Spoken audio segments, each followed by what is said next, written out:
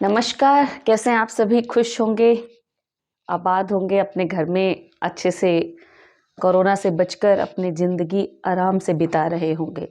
Corona life का एक part हो गया है, वो तो रहेगा ही काफ़ी लंबे समय तक शायद। अब ये भी एक ऐसी बीमारी की तरह है जिसे साथ लेकर हमें चलना है, लेकिन ज़िंदगी में रुकना तो नहीं है ना। लक्ष्य हैं, प्राप्त भी करने हैं, आगे भी बढ़ना है और जीवन को जानना भी है। ज़रूरी है जीवन को जानने के लिए कि अपने लक्ष्य की ओर हम फोकस्ड रहें। मतलब हर वक्त हमारे दिमाग में हमारा लक्ष्य रहना चाहिए। ऐसा नहीं है कि चिंतित हो जाओ उसको लेके या मतलब जुनूनन हद हो। जुनून होना चाहिए लेकिन समझदारी के साथ। ऐसे जुनून में हम बाकियों को भी प्रेरित करते हैं और खुद के लिए भी हम प्रेरणा का काम करते हैं, सेल्फ मोटिवेशन का काम करते हैं। तो सेल्फ मोटिवेशन के लिए मैं रेणु जैन आप सभी का हार्दिक स्वागत करती हूँ मेरे चैनल नॉकआउट एजुकेशन पर। एक ऐसा चैनल जो आपको आपकी सफलता की ओर ले जाने के लिए प्रयासरत है, प्रयत्न कर रहा है, कोशिशें कर रहा है। और इसके लिए ज़रूरी है जो मैं आपको पढ़ा रही हूँ उसको आप जानें, समझें और सीखें। आवश्यकता है और करना भी है। वो कहावत है ना, आवश्यकता आविष्कार की जननी है। तो मुझे आवश्यकता लगी तो हम लोगों ने एक चैनल बनाया और शुरू हो गए। अब आपको आवश्यकता है और आपको करना भी है मेरे चैनल को सब्सक्राइब आने वाली हर वीडियो के लिए, ताकि वो बेल आपको मिलती रहे। देखिए वीडियो आ गया है, नेक्स्ट चैप्टर में आप घुसिए, जानिए, पढ़िए, समझिए। इसी के साथ लाइक, कमेंट और शेयर करना तो आप कभी मत भूलिए, ठीक है। अब हम बढ़ते हैं हमारे अगले टॉपिक पर। हमारा टॉपिक था शब्द, है ना। मैंने शब्द के बारे में आपको बता दिया और मैंने ये भी कहा कि शब्द क्या हैं, कैसे बनते हैं, किस प्रकार से बनते हैं, किस तरह से हैं। कहा था ना, समझ गए होंगे, जान भी गए होंगे, देख भी लिया होगा, पढ़ भी लिया होगा, है ना। अब देखिए, मैंने आपको ये भी बताया कि शब्दों का वर्गीकरण हमने कितने आधार पर किया है? 4 आधार पर। कौन कौन से? उत्पत्ति, व्युत्पत्ति, स्रोत और रचना के आधार पर। आज हम पढ़ेंगे अर्थ के आधार पर और प्रयोग के आधार पर। बहुत छोटी छोटी सी कॉमन सी बातें हैं, आम बातें हैं जिनको आपको जानना है।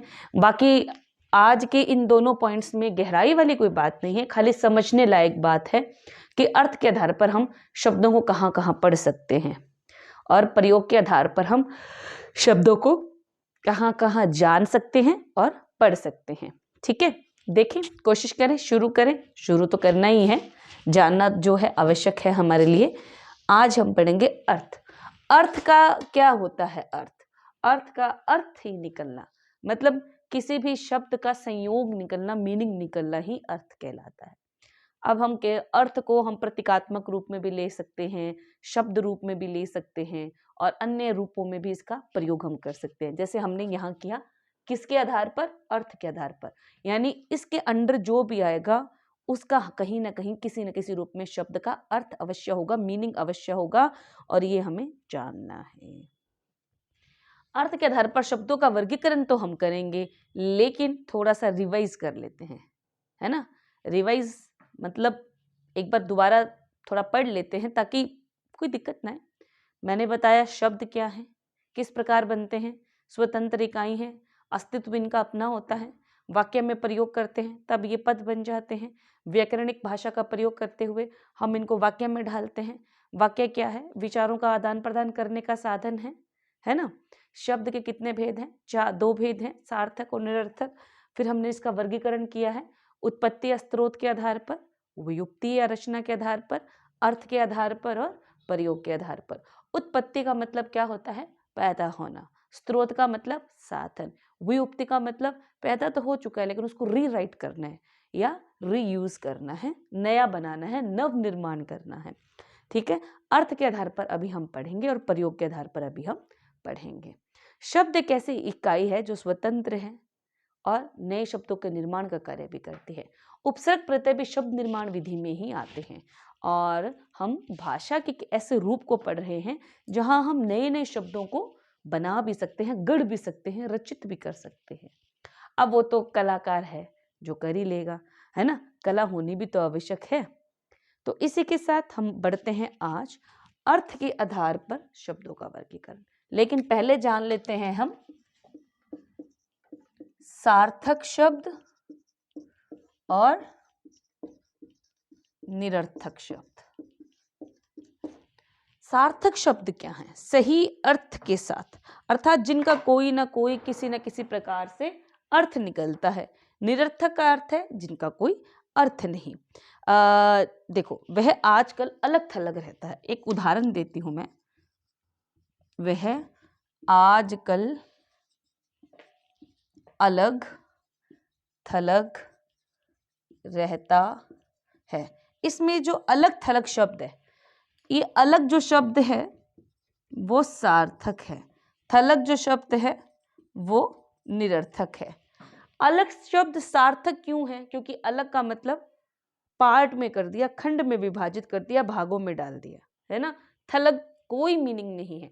लेकिन भाषा के अंदर जब हम प्रयोग करते हैं तो कहीं ना कहीं हमारी भाषा में निरर्थक शब्दों का प्रयोग आ ही जाता है, चाहे उनका कोई निश्चित अर्थ हो चाहे नहीं हो। अब निश्चित अर्थ वाले शब्दों का तो प्रयोग होना ही है, लेकिन कहीं ना कहीं हमारी भाषा थोड़ी बिगड़ैल हो जाती है, या क्षेत्रीय भाषा का प्रयोग आ जाता है, या सुनने या नया नया करने का मन होता है, तो हम कुछ उलट पुलट शब्दों का प्रयोग भी कर लेते हैं।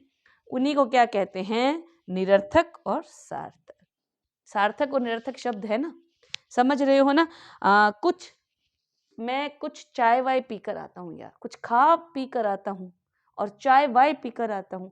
चाय तो पता है हमें एक प्रॉपर कप मिलेगा जिसमें दूध, चीनी, चाय पत्ती होगी, उसको उकाल के बनी होगी, लेकिन वाय क्या है नहीं मालूम, मतलब नहीं है। लेकिन कहीं ना कहीं भाषा की संवेदना जाग जाती है तो इन शब्दों का प्रयोग भी हमें नजर आता है और हमें करना भी पड़ता है ना, क्योंकि भाषा का डिमांड यूं कहूं कि पहचान भी हो जाती है। अब कुछ ऐसे शब्द भी हैं जिनको हम देख चुके हैं, अलग थलग, चाय वाय, पानी वानी आदि, है ना। किसी कभी कभी नाम बिगाड़ने का भी शौक होता है ना, नाम भी बिगाड़ देते हैं हम बोलते वक्त, तो ये उसी निरर्थक भाषा का शब्द है। अब निरर्थक क्यों आया कि देखो, विद्वान जब बैठे थे भाषा को गढ़ने के लिए या उसके रूप को परिवर्तित करने के लिए या शुद्ध रूप को पहचानने के लिए, तब उन्होंने ये निरर्थक शब्द का पॉइंट भी उठाया, बिंदु भी उठाया कि कहीं ना चाहते हुए भी हमारी भाषा में हम गलत शब्दों का प्रयोग करते हैं और वो आज हमारे आम जीवन का हिस्सा भी हैं, इसीलिए हमने निरर्थक शब्द भी डाला है। लेकिन शब्द नहीं है, लेकिन फिर भी शब्द का क्या है, हिस्सा है, क्योंकि हमने उनको गढ़ लिया है अपने मन के अनुसार। चाय वाय पीकर आता हूँ, खेल वेल लेते हैं, सो जाओ ना, क्या कर रहे हो, इस तरह के जो शब्द हैं आ ही जाते हैं, ये निरर्थक शब्द कहलाते हैं। अब देखिए, सार्थक शब्द हैं उसको हम कुछ भेदों में लिखेंगे, बहुत आसान है। सार्थक शब्द को भेदों में क्यों लिखेंगे और मैंने इनको अर्थ के आधार के साथ ही क्यों जोड़ा है, इसका एक कारण है। कारण क्या है इसका, कोई बता सकता है? मैं बता देती हूं, आप नहीं बता पाएंगे तो देखो, सार्थक शब्द और निरर्थक शब्द मैंने आपकी जानकारी के लिए शुरू से लेकर अब तक ना जाने कितनी बार इनके बारे में दोहरा दिया होगा। सार्थक शब्द क्यों?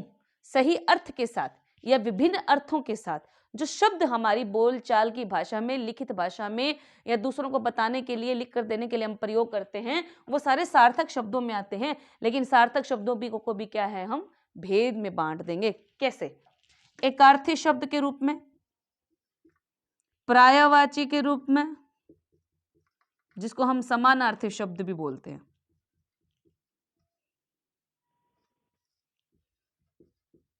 है ना, जिसको हम समानार्थी शब्द भी बोलते हैं। विलोम शब्द के रूप में, विलोम शब्द भी क्या है, अर्थ के आधार पर शब्दों का वर्गीकरण है। अनेकार्थी शब्द के रूप में,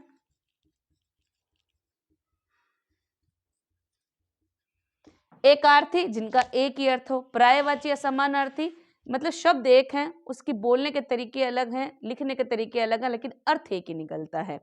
और विलोम शब्द तो उल्टा ही है, जैसे रात को दिन कह देंगे, दिन है तो रात कहेंगे, है ना, सो रहा है कि जाग रहा है ना। तो ये सारे क्या है, विलोम है, ऊपर नीचे। अब ऊपर की ओर जाना और नीचे की ओर जाना, दोनों में कितना डिफरेंस है ना, तो ये दूसरे के क्या हो गए, अपोजिट हो गए। क्या हो गए? अपोजिट। समूहवाचक, समूहवाचक समझते हो? समूहवाचक समझते हो? जैसे गाय का झुंड, ये यूं कह दूं कि गायों का झुंड, समझ गए ना।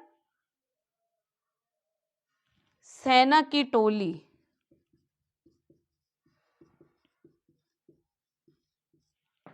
ये क्या आएंगे, ग्रुप में आएंगे, समूहवाचक में आएंगे, है ना। मक्खियों, मधुमक्खी का छत्ता,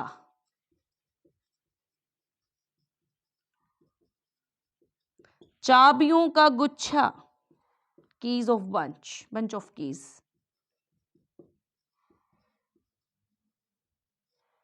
ये सारे किस में आएंगे, समूहवाचक में आएंगे। समझ गए कि नहीं समझे, समझ ही गए होंगे, इसमें कोई बड़ी वाली बात नहीं है। अनेक शब्दों के लिए एक शब्द,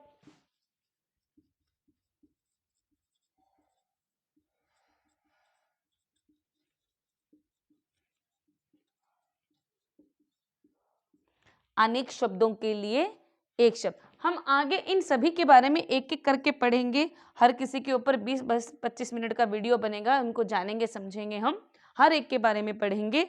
शब्द युगम, शब्द युगम भी 2 से 3 प्रकार के होते हैं, जिसमें मैं एक बता देती हूँ। पुनरार्थक शब्द युगम, विपरीतार्थक शब्द युगम। विपरीतार्थक कैसे होगा, एक दूसरे के अपोजिट, उलट, ठीक है। इसके बाद ध्वनि बोधक शब्द,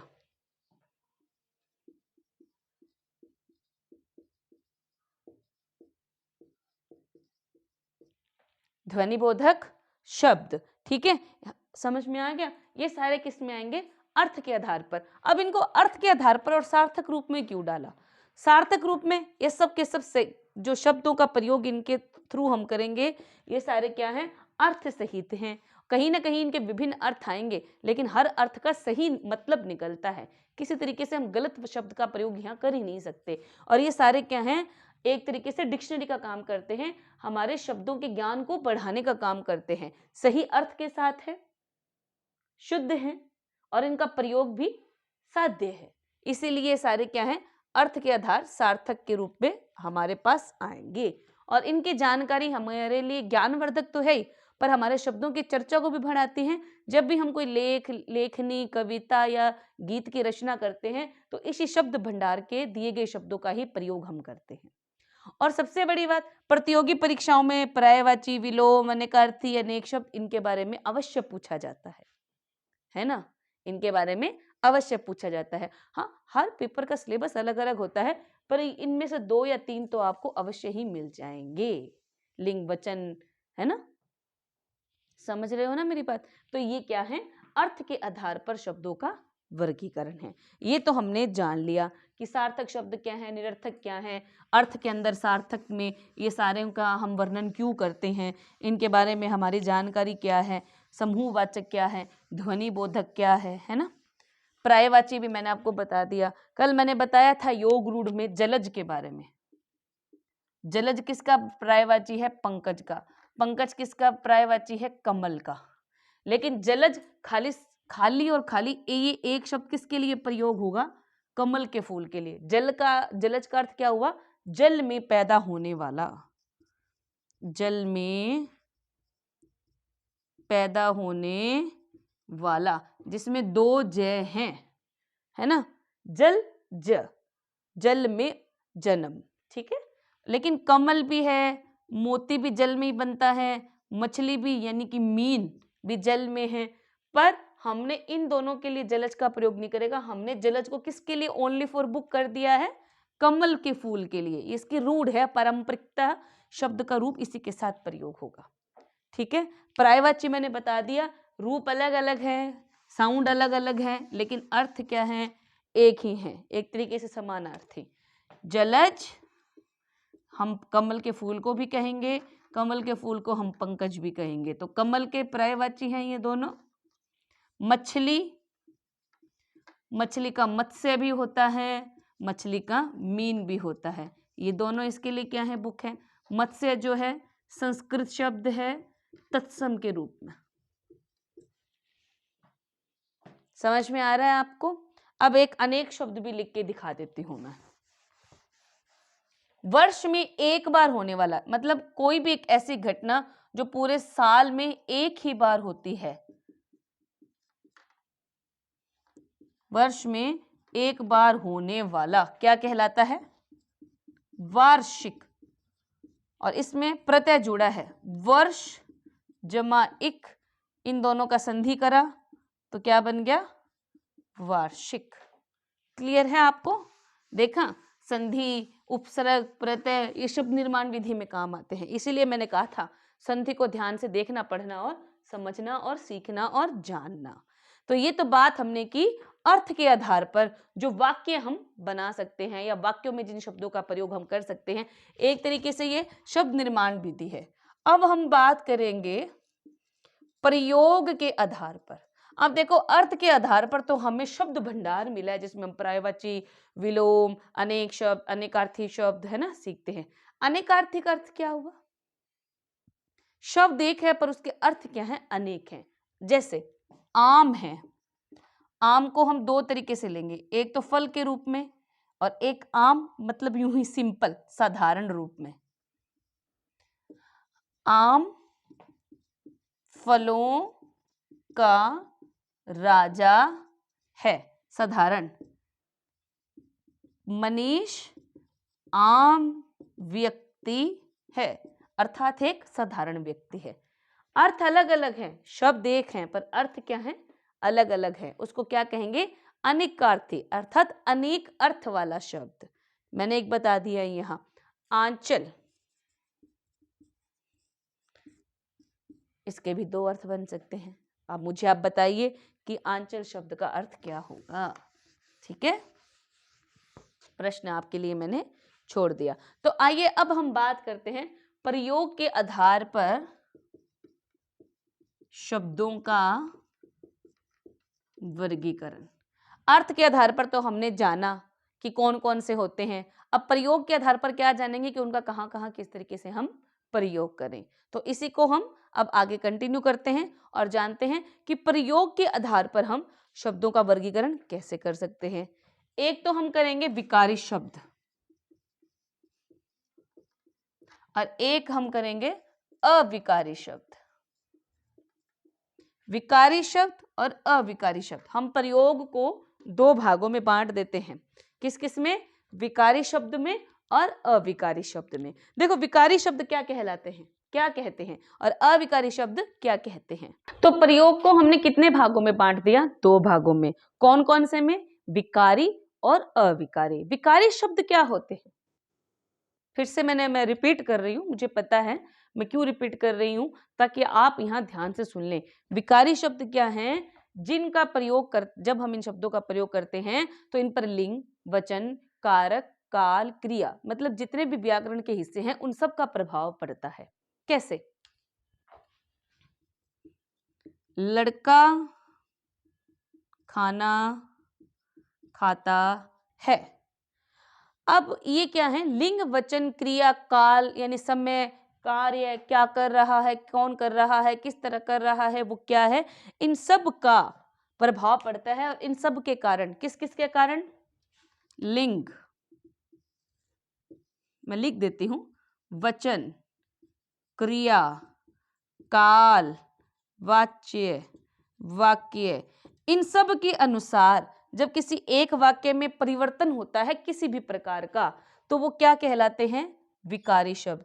लेकिन इनमें से किसी का भी प्रभाव वाक्य बनाते वक्त इस पर नहीं पड़ता, तो वो क्या कहलाते हैं? अविकारी शब्द। अविकारी शब्द में देखिए, लड़का क्या है? पुल्लिंग है। खाता है, उसकी क्या है? क्रिया है आया है, खाता है मतलब अभी खा रहा है ना, तो ये कौन सा समय हो गया? वर्तमान समय हो गया। खाना उसका क्या है? उसका पार्ट है, हिस्सा है, विशेषता है, ठीक है ना, उसका साधन है। तो क्या हो गया? लड़का खाना खाता है। तो अब लड़का खाना खाता है, अब अगर हम इसको लिख दें लड़की खाना खाती है, तो देखो पुल्लिंग क्या बन गया? स्त्रीलिंग बन गया। लड़की खाना खाती है। अब एक लड़का है तो वो खाता है बन गया, अब लड़की है तो वो खाती है बन गया। तो देखो, लिंग के कारण खाली हमने लड़का और लड़की का डिफरेंस करा तो यहाँ क्रिया के रूप में क्या दिख गया? हमें परिवर्तन दिख गया। तो लिंग, वचन, क्रिया, काल आदि के अनुसार इसमें फर्क पड़ता है ना, पड़ रहा है ना। अब फिर से मैं एक उदाहरण लेके समझा देती हूँ आपको।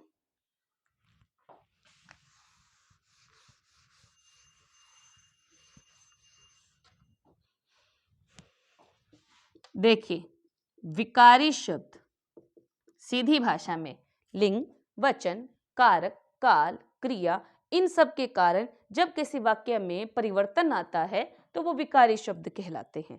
कैसे? अब देखिए, लड़का खाना, मैं एग्जाम्पल उदाहरण वही रिपीट कर रही हूं, खाना खाता है। अब लड़का खाना खाता है, सपोज हम इसको चेंज कर देते हैं, लड़की खाना खाती है। अब ये देखो, दोनों सेंटेंस में फर्क है ना, लड़का से क्या बन गया? लड़की। खाली ये एक ही तो चीज सेम है दोनों में, खाता है से क्या बन गया? खाती है। तो लिंग के कारण वाक्य में परिवर्तन आया और क्रिया के रूप में भी परिवर्तन आ गया। क्यों? अब लड़की खाना खाता है तो नहीं हो सकता ना, और लड़का खाना खाती है तो नहीं हो सकता ना। तो लिंग के कारण यहां भी बात में चेंज होगा, परिवर्तन होगा, इसीलिए दोनों शब्द क्या कहलाएंगे? विकारी। ठीक है, समझ में आ गया। अब अविकारी शब्दों में क्या होता है? अविकारी शब्द जो होते हैं इनमें कोई चेंज नहीं आता, कोई परिवर्तन नहीं आता। किसके कारण? लिंग, वचन, काल, क्रिया, वाक्य, इन सब का इनके वाक्यों पर कोई अंतर या परिवर्तन नहीं दिख पड़ता। क्यों नहीं पड़ता? देखो, उदाहरण देखो, मैं यहां देख रही हूं, मैं यहां रहता हूं।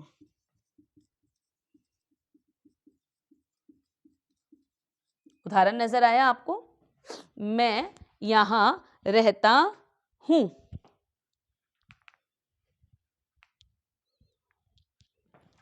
वे यहां रहते हैं। अब इसमें लिंग वाली तो कोई बात नहीं है। मैं लड़का भी हो सकता है, लड़की भी हो सकती है। वे एक सब में ग्रुप में लड़के भी हो सकते हैं, लड़कियां भी हो सकती हैं। तो वे में तो लड़का और लड़की दोनों आ गए ना। तो रहते हैं इसके अनुसार आ गया, रहता हूं इसके अनुसार आ गया, कोई परिवर्तन नहीं है। इसलिए इन शब्दों का लिंग, वचन, काल, क्रिया आदि पर कोई भी प्रभाव नहीं पड़ता। अब मैंने पूछा तुम यहां कब आए? तुम यहां कब आए? कोई चेंज नहीं, न लिंग का, न वचन का, न काल का, न क्रिया का। उदाहरण स्पष्ट है। इनका पूरा संवैधानिक रूप से जब इनमें परिवर्तन आता तब हम कहते कि ये विकारी शब्द में, लेकिन ये विकारी शब्द में नहीं आते। ये सार्वनामिक शब्दों का प्रयोग इनमें ज्यादा होता है, जिसमें स्पष्ट बात नहीं होती कि लड़का है या लड़की है या एक है या दो हैं। वो जैसे हैं उन्हीं के हिसाब से उनकी क्रिया बन जाती है। वे हैं तो रहते हैं, मैं हूं तो रहता हूं या रहती हूं, है ना। तुम हो तो तुम में कौन भी है? लड़का भी है, लड़की भी है। यहाँ कब आए? तुम यहाँ कब आए? हम किसी के लिए भी लिख सकते हैं, है ना। तो ये बातें थोड़ी सी कहने वाली है। अब देखो, उपयुक्त वाक्य जो मैंने यहाँ लिखे हैं, यहाँ और के, आगे, ऐसे शब्द हैं जो हर स्थिति में समान रहते हैं, पलटते नहीं हैं। तो इन पर तो लिंग, वचन, क्रिया, काल आदि का कोई प्रभाव नहीं रहता। और विकारी शब्द हैं संज्ञा। विकारी शब्दों में संज्ञा, स्वरनाम, क्रिया और विशेषण। और अविकारी शब्दों में कौन आता है? क्रिया विशेषण, संबंध बोधक, समुच्चय बोधक, विस्मयादि बोधक। आपको ध्यान होगा जब मैंने आपको पद परिचय करवाया था तब मैंने इन सब के बारे में थोड़ा थोड़ा नोटिफिकेशन दिया था। विकारी शब्दों में कौन कौन से आते हैं और अविकारी शब्दों में कौन कौन से आते हैं?